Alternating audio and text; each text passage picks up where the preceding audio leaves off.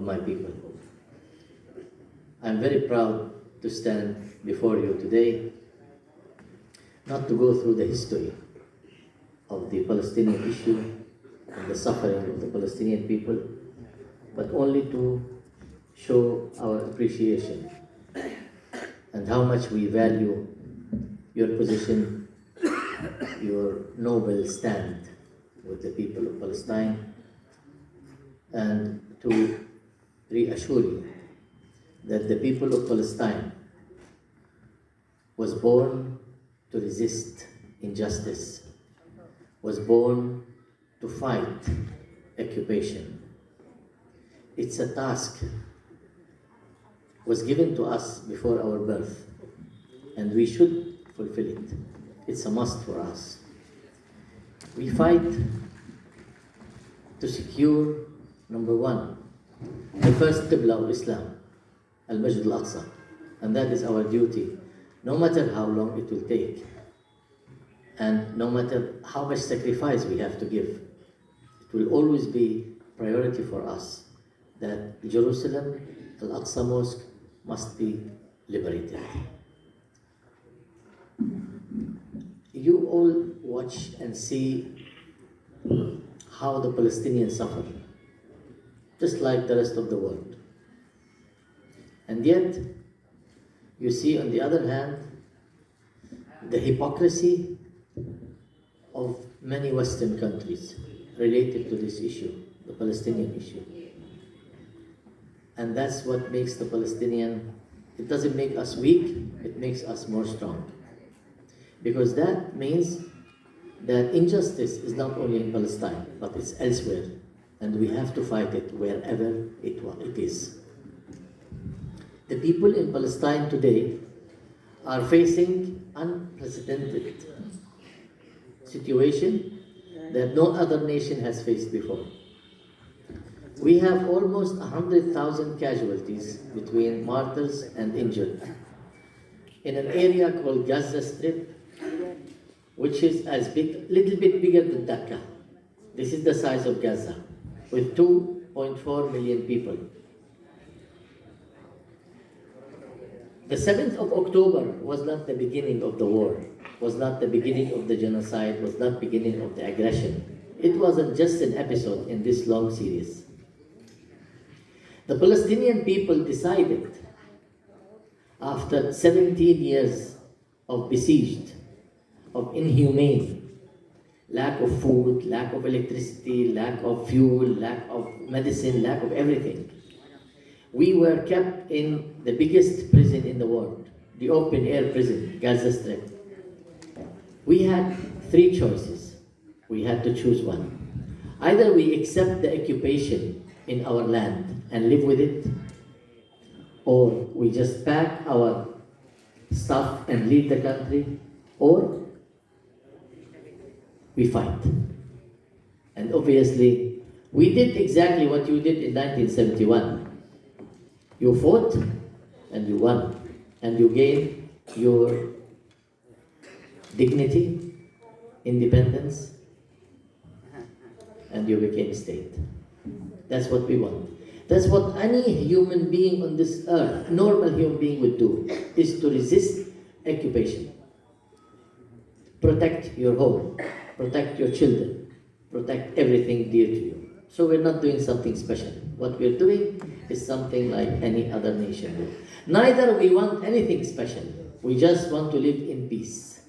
We want to live in our homeland, in a sovereign state run by us, no interference from others, free of occupation,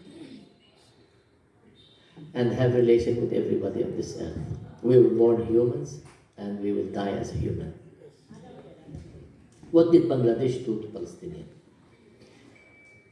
Since 1971, Bangladesh standing with Palestine and with the people of Palestine in full support, in every means. Even when you were very poor at that time, still you extended your support, different kind of support. And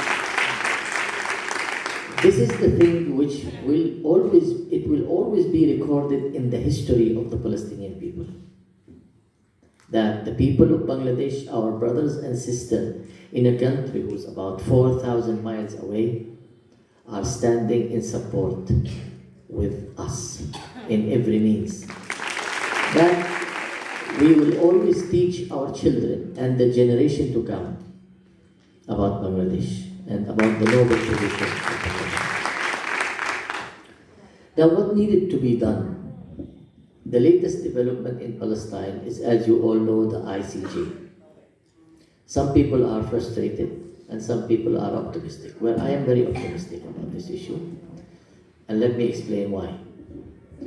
Israel practiced its policy for 75 years, since 1948, with complete impunity. Today, this doesn't exist anymore. Accountability will be there. The International Court of Justice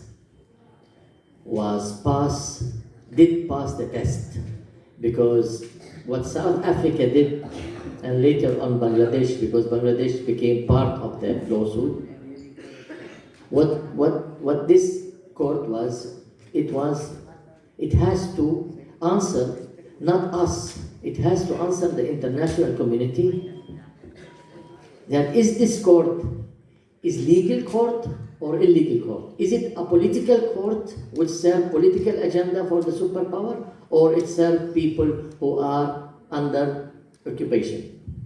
So it was a test, and I believe this court did pass the test.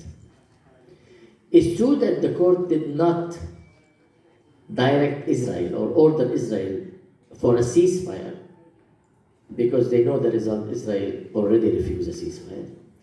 But it did accuse Israel indirectly of committing a genocide. And that's the good part about it. We are very much optimistic because we haven't seen such an opportunity before.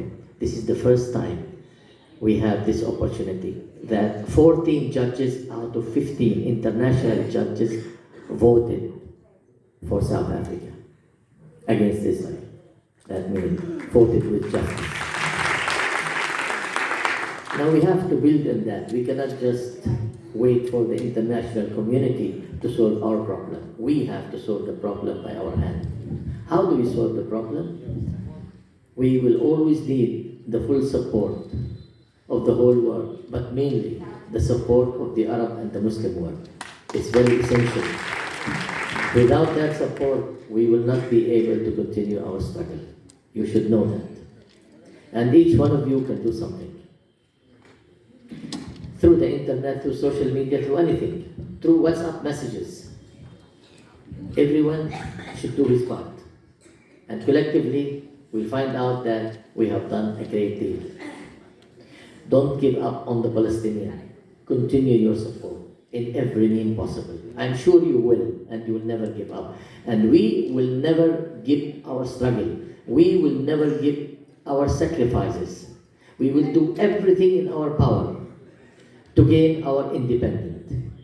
Because, brothers and sisters, we live in a world that powerful people are only respected. When you have power, then others respect you. If you don't have power, nobody cares. And that's how came this is what the Western told us. Today, after 33 years of negotiation with Israel, and we get nothing. Today, after the 7th of October, when the Palestinian resistance showed power, then the Palestinian issue became in the top agenda of the world. Why? If we threw flowers on the Israeli, do you think we'd reach today to this level? Or anybody care about us? No. Because we showed force. Force behind it is right and justice. Israel is facing difficulties in the world today. It's unprecedented difficulty. And we want this difficulty to continue until they accept a just solution for the Palestinian people to return to their home and to establish an independent state with the capital Jerusalem. This is the time when we will always welcome you to Palestine. all the people of Bangladesh are most welcome to visit Palestine when it's liberated and pray in Al-Aqsa Mosque. We have no houses to live. They live in tents in a cold weather. Israel does not even allow more than 160 containers every day, in which Gaza need 500 to 600 containers every day. That's why so many families in Gaza Strip, they eat one meal a day and sometimes one meal every 2 days. And yet they resist and they stay. And they're willing to stay and to continue because Palestine deserves, this is the Holy Land. It deserves our sacrifices. And with your help and with your support, for sure, we will win.